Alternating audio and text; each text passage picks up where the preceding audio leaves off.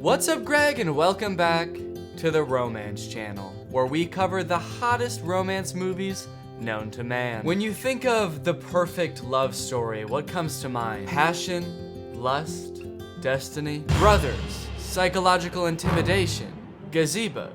All of those? Yeah, all of them? Good. Because today we're talking about The Kissing Booth. I've had this movie recommended to me for a while, and I recently sat down to watch it, and I gotta say, guys, I'm pretty confused. This movie has a completely normal premise, and there's actually nothing wrong with it.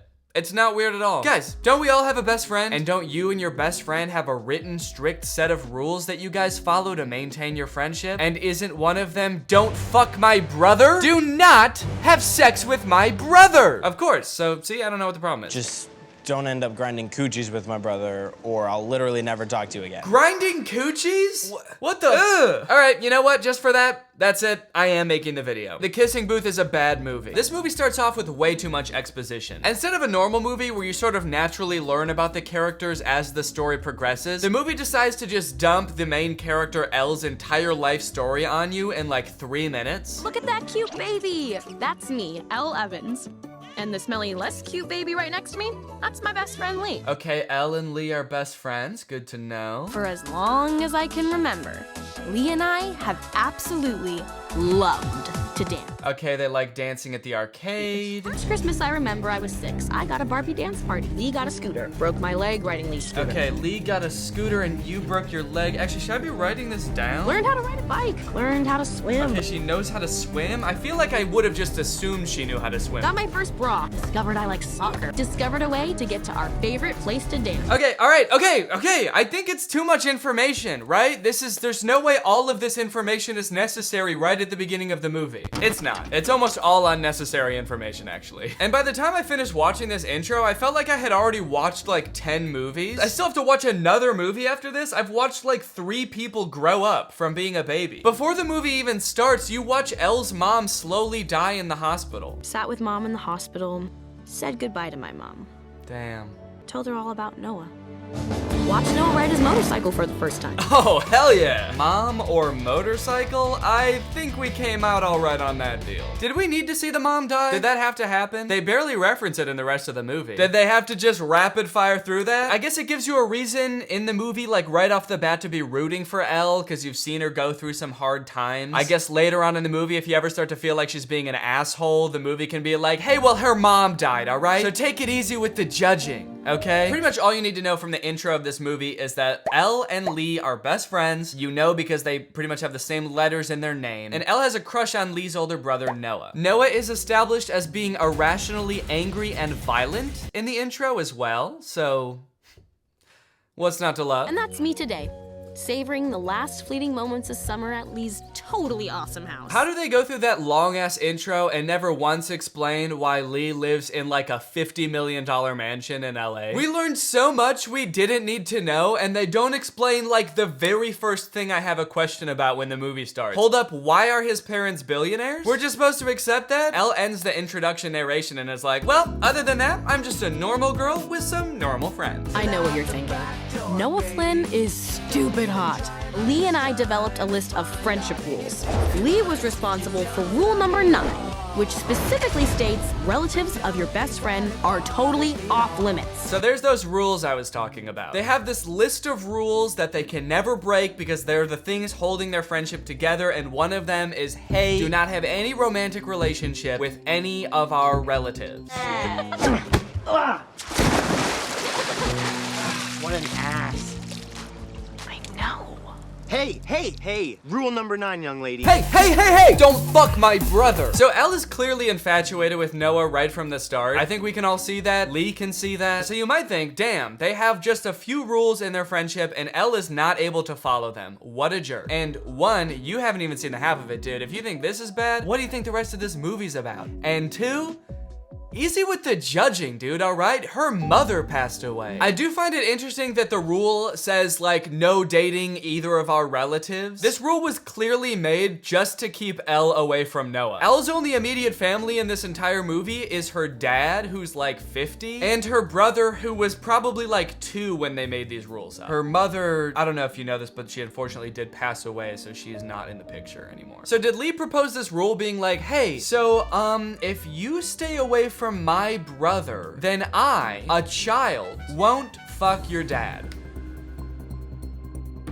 Deal? One day while getting ready for school, Elle rips her pants and has to wear the only other option that the uniform allows, which is her skirt, which is a little bit too short for her comfort, and she ends up getting groped by a jock. Luckily, Noah, who we've established as being very violent, jumps in to beat the shit out of the jock.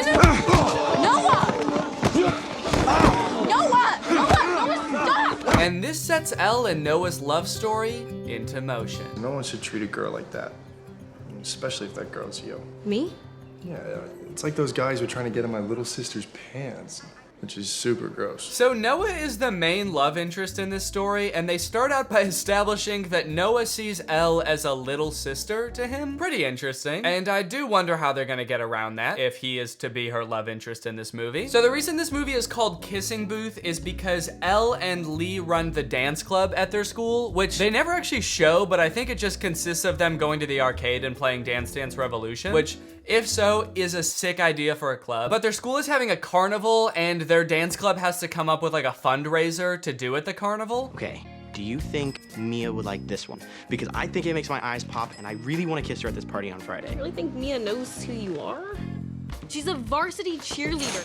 Basically, the only way that she'd ever make out with you is if you paid for it.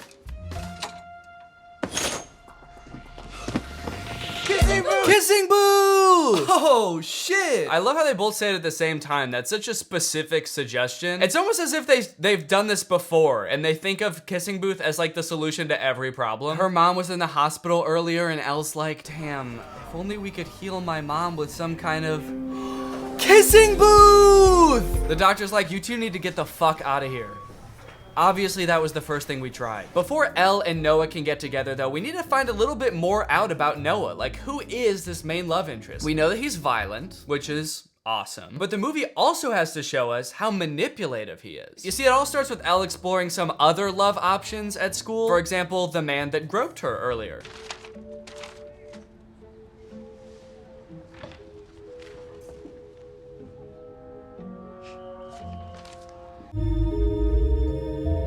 Turns out he wants to go on a date with Elle, he wants to get her number, but he ends up standing her up, or so it seemed. Flynn told me that it wouldn't be smart if I showed up for a date tonight. Oh, sorry, so Noah goes by Flynn for some reason, like all of his friends call him Flynn, so when they're talking about Flynn, they're talking about Noah, just so that makes sense. And it's not just me. He's been going around telling all the guys not to ask you out for a while now. What? What? Okay, so not only does Noah see Elle as a little sister, but he's also like manipulative as hell and scary. I'm gonna beat up anyone that talks to you and threaten anyone that looks at you. And it's not because I want you. It's because I think you're gross. You're like a little sister to me, babe. What? Shit, now he's gonna kill me. You can't tell him I told you. Why do you care? No boobs are worth a broken nose. I don't know why that dialogue sounds like it was written by like a 40-year-old man. Hey bud, no boobs is worth a broken nose, I'll tell you that. So she gets so mad that she decides to call Noah and like tell him off, and he's just like sitting around naked at his desk, almost like he was waiting for her to call. This man is insane. This is an insane man. You realize that you're not my dad, right? Look, you still got a lot to learn, kiddo. He calls her kiddo? Gross. Lock this man up immediately. You still got a lot to learn, kiddo. Like, for example, how fucking crazy I am. You have no idea. You have no fucking clue. But you're gonna learn today. I'm naked, baby. The Flynns are a very controlling family, aren't they? Like, in Elle's friendship with Lee, he's made all these rules that he has to follow. Like, don't fuck my brother. And now Noah has rules like, don't fuck anybody else. It's an entire family where they're like, hey, who are you gonna fuck? Who is that? Who is that? Don't fuck him. Fuck me. No, don't fuck me. That's not allowed. So the kissing booth is coming up, but Elle is having a little bit of trouble getting people to volunteer to work at the kissing booth, obviously, because that sounds gross as hell. Meet peeps to work our kissing booth. You in? No thanks. I'd rather be a customer. Not in this lifetime, girl. Never gonna happen. It seems like she started texting people that don't even go to her school. This guy? This like bald middle-aged man? Is that a teacher? Whoever he is, he thinks that it's hysterical that she would even ask. She's got Abraham Lincoln in here, Frida Kahlo. This girl has quite the contacts list. I do respect Abe for his honesty though. You know, I guess that is what he was known for. But I understand his reservations. He has not had good luck with booths in the past. After a few more uncomfortable scenes of Noah protecting Elle from herself, it's time for the kissing booth. Since they're short on volunteers, when it comes time to actually do the kissing booth, Elle ends up having to step up to the plate, and Noah, our sweet violet Noah, decides, you know what? Fuck it. I'm going in. Swimming in stars.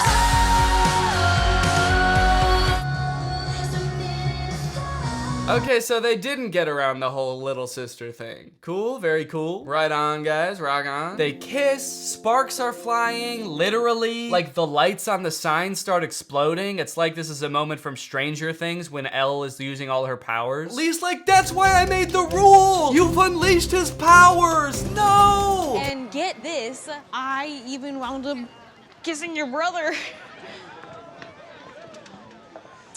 What?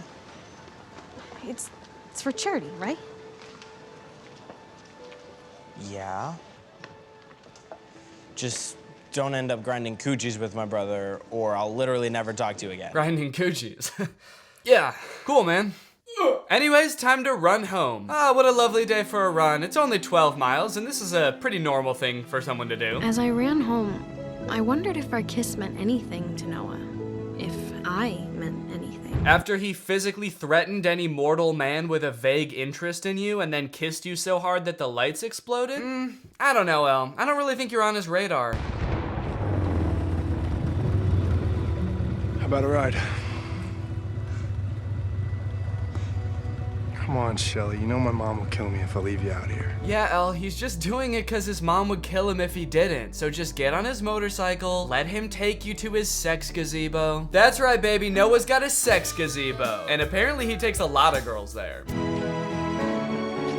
Security. Oh my god. Why was that initial voice so low? Security. It's like a monster. Security here. You must answer these 3 riddles or I will eat you. Is that you, Flynn? I thought I told you not to bring girls around here anymore. Oh, is that just Noah? Locked another girl in your fuck shed, huh? Let me guess, he made the lights explode for you too. All right, guys, that's enough. Get out of here. So they end up not talking for a while after that. Elle is pretty pissed because she feels like just another one of Noah's hookup girls, you know? But you guys know Noah, man. You can't stay mad at him for long because he'll find you. You know? He'll find you. You know what you need? Hot tub. Come on. Oh, no, that's okay, Warren. Come on, Evans, it'll be nice. No, Warren, it's Evans, okay. come on. Warren? Don't make me beg. Warren, I'm not Come on. feeling well. Warren, I said no, Warren. Where the fuck did he come from? Was he just lurking beneath the sand to jump out? Warren? Don't make me beg. Warren. Ah, she said no! Leave her alone. Noah's a really confusing character in this movie because they kind of portray him as this like popular guy that gets all the girls. Whenever he's not talking to Elle, he's like making out with some other girl or like talking to the popular cheerleader girls or whatever. But he like, other than that, doesn't seem to have any friends or like a social group. The only time he interacts with the other guys in his grade is to threaten them, apparently. For this entire party, before this happens, they just show him kind of like lurking alone in a corner until something happens to Elle and then he goes goblin mode, which apparently she's pretty into. Elle, wait! Please get in the car, Elle.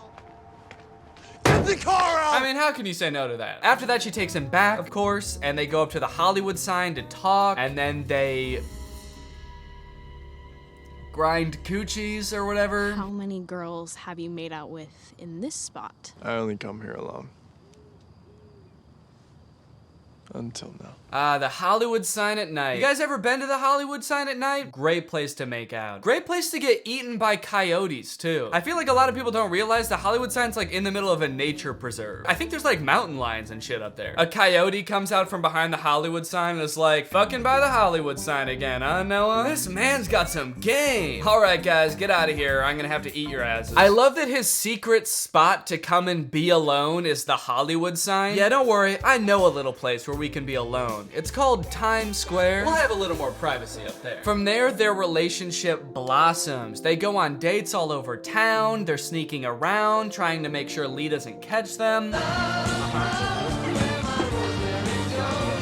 Nothing to see here, just two people with popcorn buckets for heads. So, Ivy League school, huh? It's not a big deal.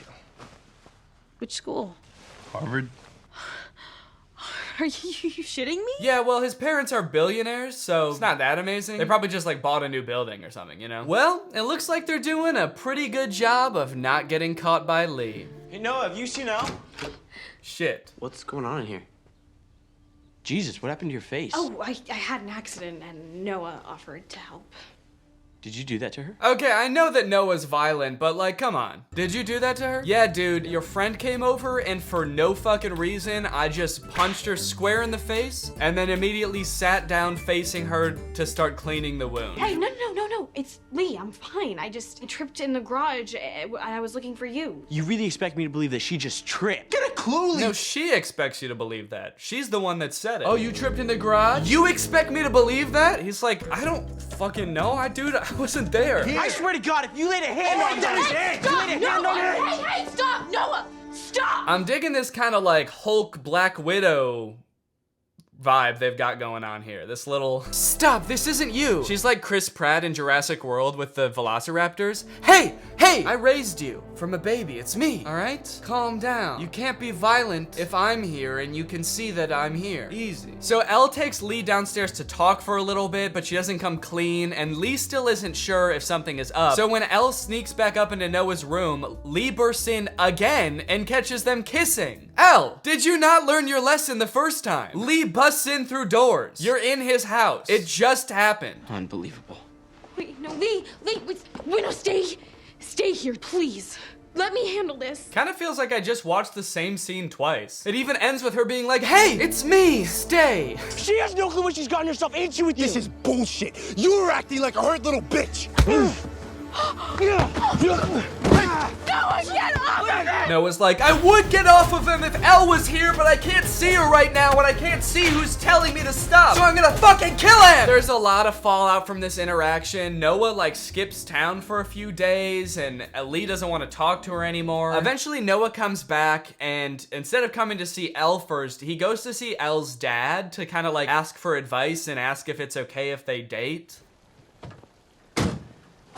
Where have you been, Noah? The actor who plays the dad feels like he's from a completely different movie. Everyone else in this movie are these like beautiful, like model actors. This guy looks like he's from like a crime drama or something. He's a lot more like rough and rugged. He's very sour and sad. I guess his wife did just die, but that's pretty much seems like his entire character. He's not even like wearing the same type of clothes as the other characters. There's another scene where like all the other adults are wearing these like nice suits and he looks like he just like rolled out of bed. Everyone else in this movie's like, what are we gonna do? We gotta not break rule number 9 and oh, this is so hot and fun and sexy. And he's like, every night I stare at my reflection and I don't know who I am anymore. Every time I look into your eyes, I see my dead wife. I can't say I support the two of you.